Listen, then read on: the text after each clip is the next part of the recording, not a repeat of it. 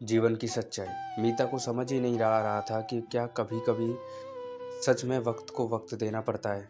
अभी कल ही की तो बात थी, जब मीता एक बड़ी एमएनसी में काम करती थी और ऑफ़िस के साथ-साथ बच्चों को भी एक अच्छी परवरिश दे रही थी।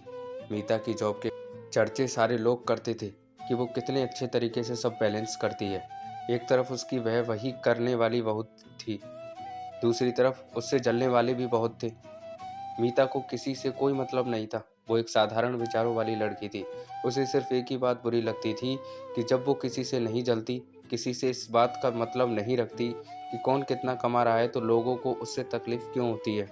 मीता की एक सहेली उसे बहुत समझाती थी कि अगर हम किसी जंगल में फंस गए और वहाँ शेर आ गया, तो हम उस वक्त ये नहीं सोच सकते कि हम तो अच्छे हैं, शेर हमारा कुछ नहीं बिगाड़ेगा।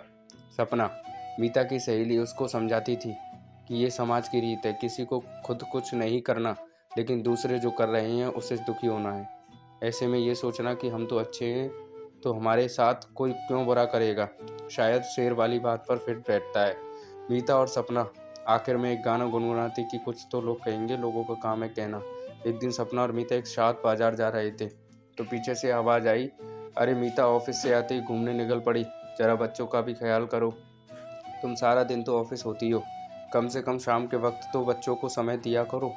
दोनों को ये बातें सुनकर गुस्सा तो बहुत आया, पर सपना कहीं उल्टा जवाब ना दे दे, ये ऐसा सोचकर मीता ने सपना का हाथ पकड़ा और तेज कदम बढ़ाने लगी, ये बोलते हुए कि आंटी अभी आई हैं। सपना ने आगे जाकर बोला, देख मीता, अगर तू लोगों से डर कर जीती रहेगी तो काम नहीं चलेगा, तुझे जवाब देना होगा। जिन आंटी को तेरे बच्चों पर बहुत तरस आ रहा था, उनके खुद के बच्चे सारा दिन मोबाइल देखते हैं और वो किट्टी पार्टी में मगन रहती है। किस हक से उन्हें तेरे बच्चों पर इतना प्यार आ रहा था। लोगों का तो काम ही होता है दूसरों के घरों में झांकना और दखल देना। मीता ने जैसे तैसे करके उसे चुप करवाया और काम निपटाकर घर वापस आ गई। घर आई तो देखा एक मेल आया हुआ था, उनकी कंपनी बंद हो रही है और उस जैसे कई लोग बेरोजगार हो गए हैं। वक्त को थोड़ा वक्त दो, दर्द अब आंसुओं में बह निकला। बच्चे आए और बोले, मम्मी क्या हुआ, आप क्यों रो रहे हो। मीता कुछ नहीं बोल पाई और उस आंटी के शब्द अब सुई जैसे चुभ रहे थे। धीरज, मीता का पति, जब वापस आई तो मीता की बात सुनकर बोला, मीता वक्त को थोड़ा वक्त दो। आज पूरा 1 साल हो गया था मीता को घर रहते हुए, जिसमें मीता अपने बच्चों के बहुत करीब आ गई थी। एक दिन उसको एक कंपनी से जॉब ऑफर आता है और उसे नौकरी मिल जाती है।